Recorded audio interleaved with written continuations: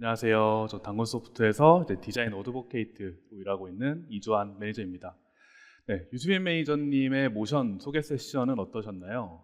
네, 저는 수빈 매니저님에 이어서 모션과 더불어서 이번 컴피그의 핵심 업데이트였던 에이전트와 위브에 대해서 다뤄보려고 합니다. 네, 올 초에 디자인 에이전트 업데이트 내용이 처음으로 공개되었습니다. 네, 그동안 플로즈 베타 기능이었기 때문에 좀 제한된 분들께만 공개되었는데요. 네, 컴피그 전날 좀 모든 사용자에게 깜짝 공개되면서 컴피그 업데이트 내용을 조금 더 궁금하게 만들기도 했습니다. 거기에 테스트 기간 중에는 조금 제한되었던 웹서치나 MCP 커넥터, 그리고 스킬 같은 다양한 기능들까지 추가되면서 더 강력한 AI 사용 경험을 피그마 캔버스 안에서 직접 경험할 수 있게 만들어줬습니다. 그런데 피그마는 디자인 에이전트를 단순히 디자인 화면만을 설계하기 위해 만들지는 않았습니다. 에이전트가 더 복잡한 작업도 수행하길 원했고, 드디어 이번 컴피그에서 확장된 에이전트 기능을 공개했습니다. 이제 에이전트는 디자인 화면뿐만 아니라 디자인 도구들도 만들어줍니다. 첫 번째 도구는 에이전트가 만드는 플러그인입니다. 에이전트는 나한테 100% 딱 맞는 플러그인을 만들어줍니다. 지금까지는 플러그인 제작이 꽤 높은 진입 장벽을 가지고 있었다면, 이제부터는 디자인 에이전트로 누구나 플러그인을 만들어서 사용할 수 있게 됩니다. 그리고 두 번째 도구는 쉐이더입니다. 쉐이더가 뭘까요? 쉐이더란 픽셀의 렌더링 방식을 조절하거나 글래스모피즘이나 홀로그램 효과 같은 좀 고급 그래픽 작업을 위해서 레이어 자체를 왜곡하는 툴들을 통칭합니다. 그리고 쉐이더는 효과와 채우기 두 가지 속성으로 구분이 되는데요. 핵심적인 차이는 쉐이더 효과는 레이어에 포함된 전체 요소를 컨트롤하고, 쉐이더 채우기는 레이어를 채우는 마치 컬러 속성 같은 역할을 한다라는 점입니다. 이 부분은 라이브 데모에서 조금 더 자세히 다뤄보도록 하겠습니다. 그리고 플러그인과 쉐이더 두 가지는 전용 UI인 프롭키트를 자동으로 채택하기 때문에 항상 피그마와 동일한 UI를 구현해냅니다. 그리고 디자인에 신경 쓰지 않아도 되기 때문에 더 쉽고 빠르게 보조 도구를 만들 수 있게 됩니다.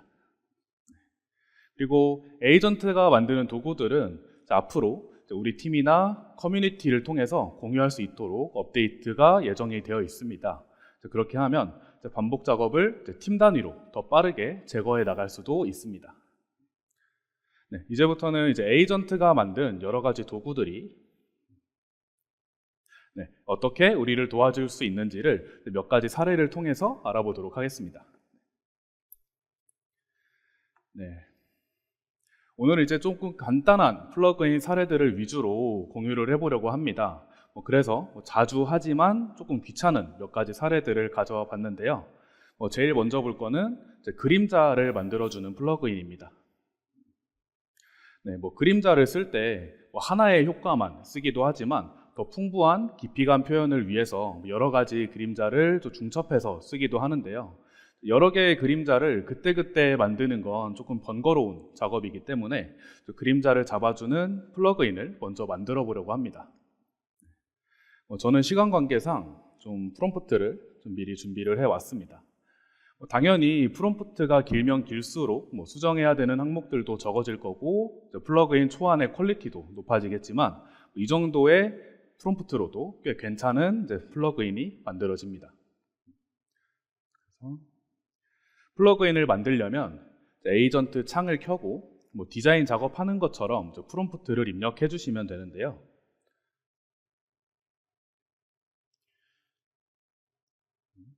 이렇게 여기에 레퍼런스 이미지가 있다라고 한다면 프롬프트로만 좀 설명하기 어려운 구현 효과들을 더 잘 설명할 수도 있습니다. 이런 식으로 중첩되는 그림자 효과를 미리 준비를 해봤고, 레이어를 클릭하기만 하면 자동으로 참조가 되게 됩니다. 레퍼런스까지 참조하고 AI를 동작시킨 다음에 저는 다른 화면으로 이동을 해보겠습니다. 이렇게 AI가 동작하는 동안 이제 같은 공간에서 다른 작업을 할 수 있다. 그런 것도 이제 피그마만의 매력인 것 같습니다. 그리고 다음으로는 이제 컬러 팔레트를 추출하는 플러그인을 만들어 봤습니다.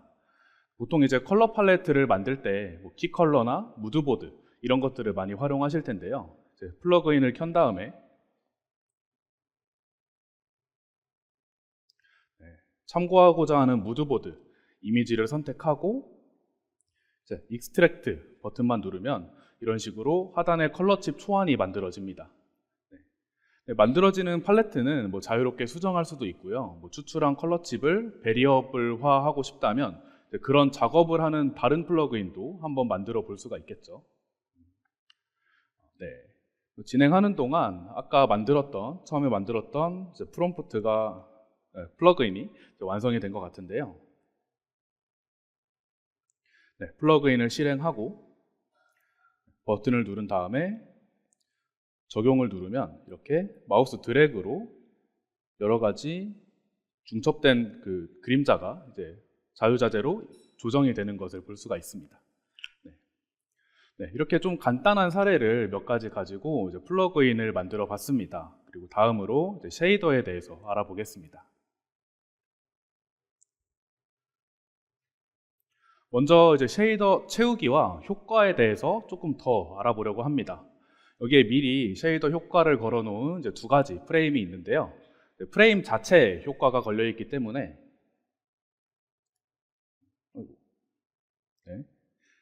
프레임 바깥에 있던 타일들을 이제 프레임 안으로 가져오더라도 사진들이랑 똑같은 효과로 이제 타일들이 변형이 되는 것을 볼 수가 있습니다.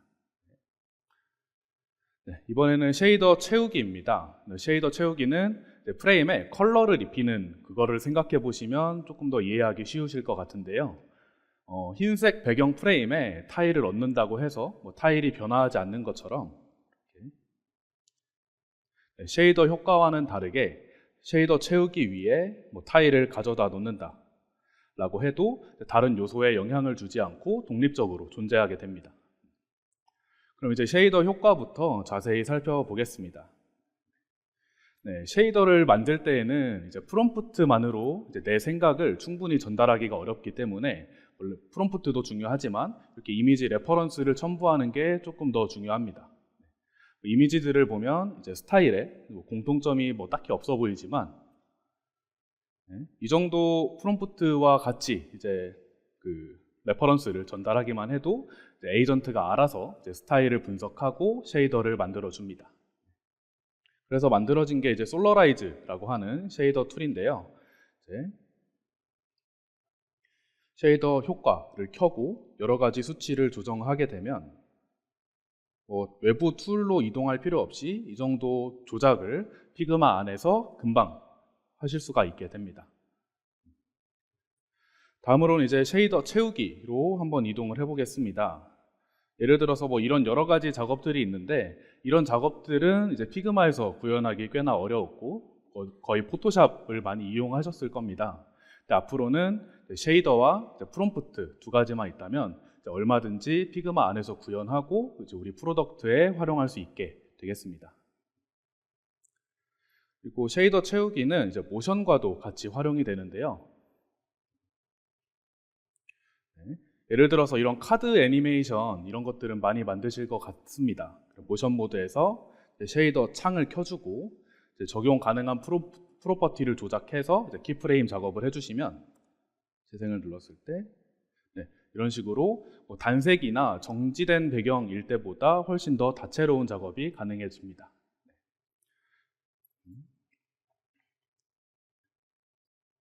이렇게 여러 가지 쉐이더나 모션 여러 가지 기능들이 피그마에 추가되면서 피그마 하나만 가지고도 훨씬 더 풍부한 표현들이 가능해졌다라고 볼 수가 있습니다. 간단한 웹사이트를 만든다라고 하더라도 예전에는 좀 꽤 복잡하게 좀 구현해야 됐던 모션이나 쉐이더를 이제 디자인 에이전트로 빠르게 세팅하고 사람이 편집할 수 있게 되었기 때문인데요. 예를 들어서 이런 지도 UI에 들어가는 이런 모션들 어렵지 않게 만들 수 있고 만약에 날씨를 표현해야 되는 상황이 있다라고 한다면 일단 날씨를 표현하는 쉐이더를 먼저 만들고 쉐이더를 조작해서 이런 효과들을 구현할 수가 있게 됩니다. 중요한 거는 이런 모든 작업들이 피그마 캔버스 안에서 다른 곳으로 벗어날 필요 없이 A to G로 일어날 수 있게 되었다라는 점입니다.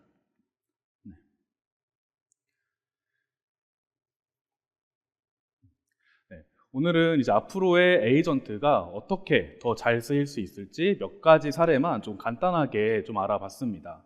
플러그인을 만들 때에는 얼마나 잘 쓰이느냐 그것도 중요하지만 일단 만들어 보는 게 더 중요하지 않을까 싶습니다. 일단 우선 우리 팀에 어떤 비효율들이 있는지 그것부터 한번 체크를 해보시고 좀 간단한 것부터 일단 만들어 보시기를 추천드립니다.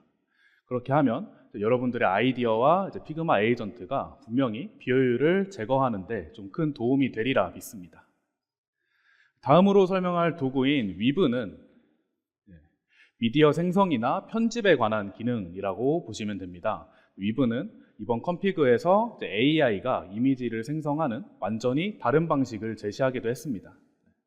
이렇게 위브를 실행하면 여러 가지 AI 모델이나 컨텐츠들을 이렇게 노드로 결합을 할 수가 있고 미디어 생성 과정을 일종의 디자인 시스템으로 정의하고 과정의 일부를 반복 자동화 처리까지 할 수가 있습니다. 오늘 라이브 데모에서는 피그마 캔버스에서 위브를 어떻게 활용할 수 있는지 그리고 사용자들이 가장 잘 쓰고 있는 대표적인 몇 가지 예시를 공유해 볼 예정입니다. 그리고 위브 워크플로우가 실제로는 어떻게 설계되는지까지 한번 살펴보겠습니다. 그럼 바로 데모 파일로 가볼까요?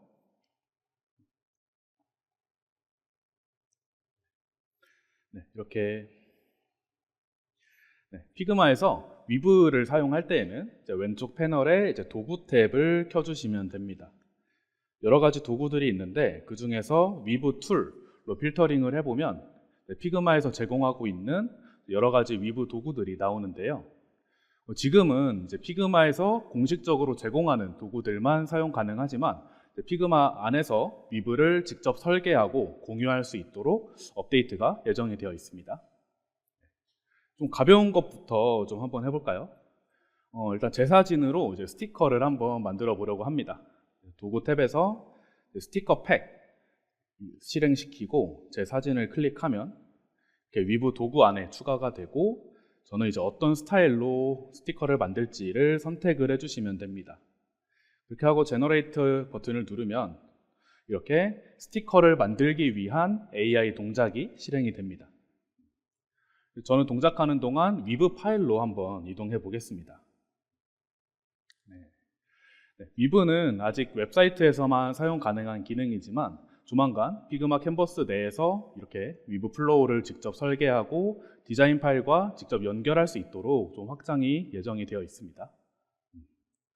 오늘은 시간 관계상 이 플로우 전체를 자세히 뜯어보기는 어렵기 때문에 몇 가지만 빠르게 짚고 넘어가겠습니다.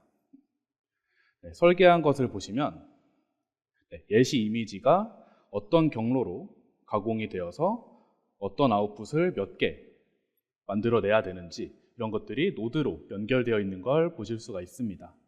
중간중간에 이 작업을 더 잘 수행하도록 프롬프트로 LLM에게 작업 방식을 지시한다거나 아니면 어떤 스타일을 구현해야 하는지 이런 것들을 베리어블로 설정하는 그런 여러 가지 워크플로우가 노드로 연결되어서 좀 시각화되어 있는 걸 볼 수가 있습니다.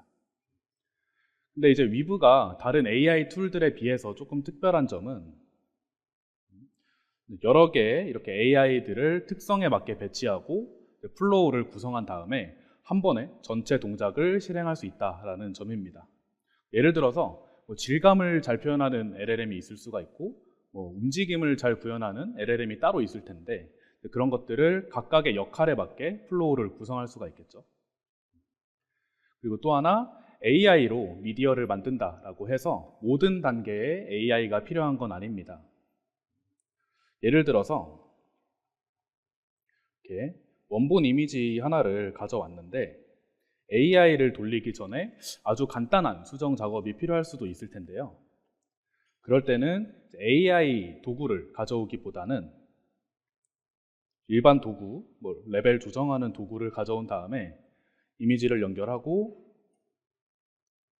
좀 노출을 조절해주고 그 이후에 뭐 다른 AI 노드에 연결하는 식으로 이런 식으로 설계를 하시면 간단한 작업들은 이제 크레딧을 소모하지 않고 먼저 작업을 하고 나머지 작업에만 크레딧을 사용하는 식으로 설계를 할 수가 있습니다. 네, 시간 관계상 여기까지만 살펴보도록 하고요. 이제 결과가 나왔을 것 같은데요. 다시 캔버스로 가보겠습니다. 네, 이런 식으로 이제 스타일 변환 작업도 위브로 좀 빠르게 끝낼 수 있게 되었다라고 보시면 됩니다. 보통은 이제 제 사진보다는 뭐 블렌드나 뭐 반려동물 이런 것들로 스티커를 만드는 게 조금 더 일반적인 케이스일 것 같은데요. 그래서 저도 제 아는 강아지로 한번 스티커 굿즈를 만들어 봤습니다. 이렇게 위브 툴만 활용하더라도 이런 고퀄리티 스티커를 좀 빠르게 만드는 좀 간단한 사례를 한번 알아봤고요. 이제부터는 실무 사례를 좀 몇 가지 소개를 해 보겠습니다.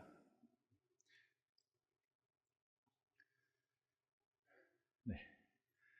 상품 이미지 이런 것들도 많이 작업을 하실 텐데 이런 이미지들 많이 찍으시는 분들이라면 일관된 스타일의 배경 아래 뭐 다양한 이미지를 찍어야 되는 경우도 많을 겁니다. 예를 들어서 원본이 이렇게 각각 다른 배경에서 촬영된 뭐 소품 이미지에 일관된 스타일을 입히고 싶다라고 한다면 이제 트랜스퍼 스타일